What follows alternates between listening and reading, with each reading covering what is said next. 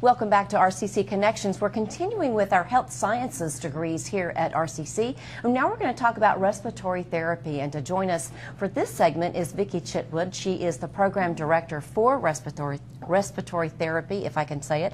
Vickie, thanks so much for joining us today. Thanks for having me. And so the students who enter this program would walk away with an associate degree in respiratory therapy. What kind of things do respiratory therapists do? We do all kinds of things. We do so much more than breathing treatments and oxygen rounds. We manage ventilators, the life support. We go on transports. If a baby needs to be transported from one hospital to another, we're members of transport teams. We work in educational centers. We educate patients about smoking cessation.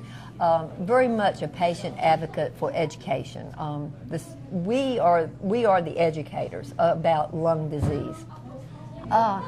We do breathing treatments, but we have to teach our patients on how to do these treatments when they get home. Let's see what else we do. We do EKGs. We do a lot of heart stuff. People don't realize how much heart that we deal with. We do EKGs. We do stress tests. We do vent recorders, Holter monitors. We assist physicians with bronchoscopies. We do so much stuff. We help physicians make decisions. We draw blood. We do something called an arterial blood gas that gives us a number based upon that patient's balance of the body. And based upon those numbers, we can manipulate a ventilator, a breathing machine, to help that patient recover. We make suggestions to our physicians on what to do. We work with the physicians on these decisions. We do just lots of things. What about, you were telling me that if there's a code in a hospital, which means somebody's in serious trouble, right? You guys are the ones. Yeah, we're the ones. When they say code blue or they say cardiopulmonary stat, that's us. Cardiopulmonary is us. Code blue is us. We work the codes. We do the airway. We insert the tube that goes down into the airway.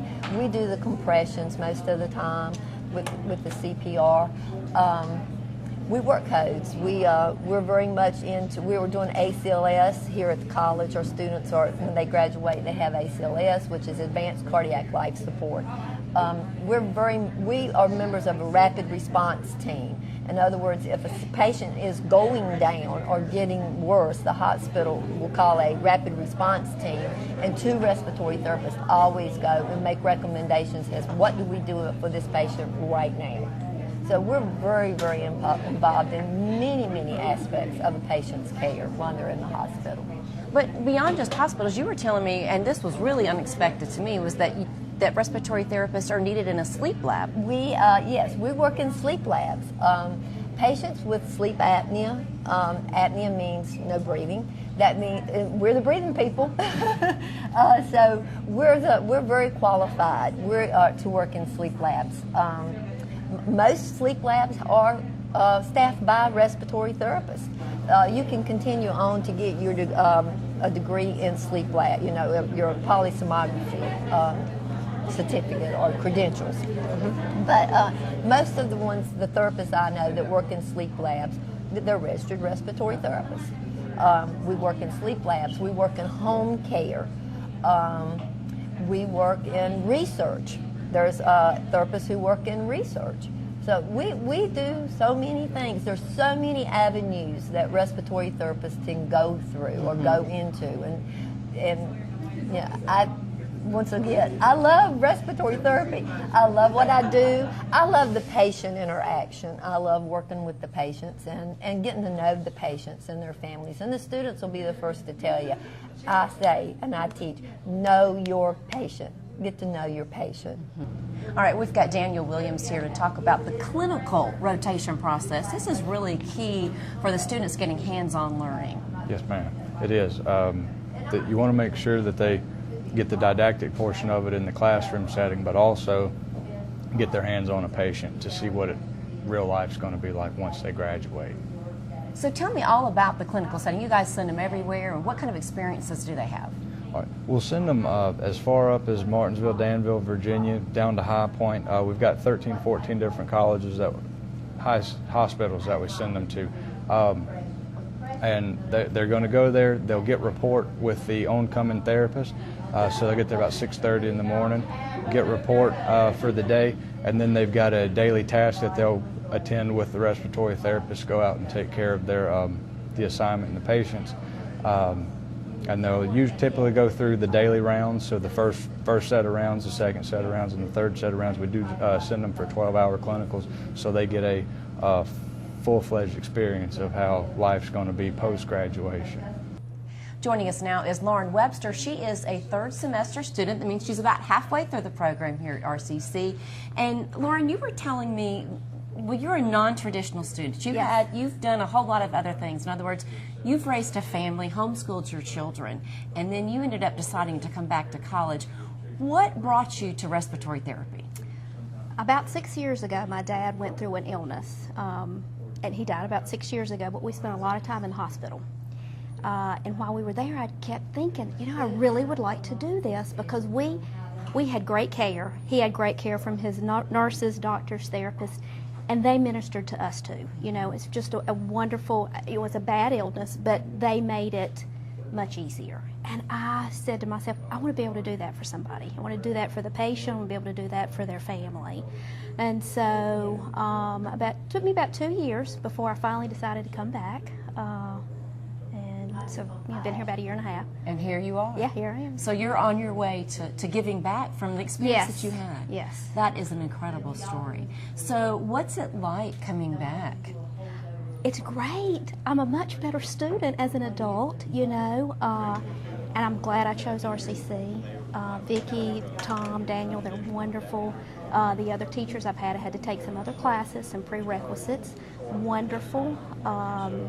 Very, you know that they care about you as a student and they want you to succeed. So I've been very pleased. That's good. What do you think is the most difficult thing for you? Time management, probably, because I still have 4 children that are at home, trying to study, help my husband with his business, and you know, be a mother to my children. So trying to get all of that in. That's a lot a to little juggle. tricky, yeah, sometimes. We are back with Vickie Chitwood. She is the director of the program here in respiratory therapy. Vickie, let's talk a little bit about what does it take to get enrolled in this program? What requirements are there? Well, the student first needs to apply to RCC and be accepted into the college and take their compass test and all the placement, the developmental courses. And to get into our program specifically, you have to have had biology, a high school biology and chemistry within the last 7 years with a C or better. You have to have a cumulative and an RCC GPA of 2.5 or higher. There's an application process that we go through, and you receive points. It's a ranking system. If you have taken other courses that is in our curriculum, such as anatomy and physiology, and you've got an A in that course, you'll get 20 points. If you got B, you got 15 points. You accumulate points, not just on your courses, but if you have worked in healthcare, if you volunteer in healthcare, if you're a county resident, you'll get points. So we take in 28 students in the summer. We have the longest program here at RCC. We are a 6-semester program. We start in the summer so that we can teach the students things so when they start clinicals in the fall, they can do something. So, and that's fun. I mean, because you don't want to go to clinical and just walk around. You want to, like, get your hands on. They have to meet with me and talk to me. I'm available. They can call my office. They can send me an email, look me up on the internet or website. You'd go under health sciences information and click respiratory therapy, and it tells about our profession and how to contact us, me or Daniel or Tom, the dean of health sciences. Okay. Tell me a little bit about what's the job market like for respiratory therapists right now? The job market is good. Actually, I was surfing the internet this morning while the students were taking a test, and I was looking at job openings, and there's a lot of job openings. Maybe not in the immediate area, but there are jobs for respiratory therapists out there in Virginia and North Carolina. And about what is the rate of pay that a student coming out of RCC could expect? A student coming out of RCC working full-time with benefits, which I think is important to note, they can make anywhere from $35,000 to $45,000 a year based upon location of what where the hospital's located. All right. And I think that's good. That is good. That's very good, especially fresh out of college. Right. Thank you so much, Vicki, You're for welcome. telling us about this program. And of course, if you have any questions, we had a lot of information. You can always go to the college's website and get more information, or you're welcome to call and talk to Vicki or any of the other folks that we've seen here today. We certainly do thank you for watching and hope that you'll choose RCC if you're considering a degree in one of the health sciences. I'm Kathy Cheek for RCC Connections.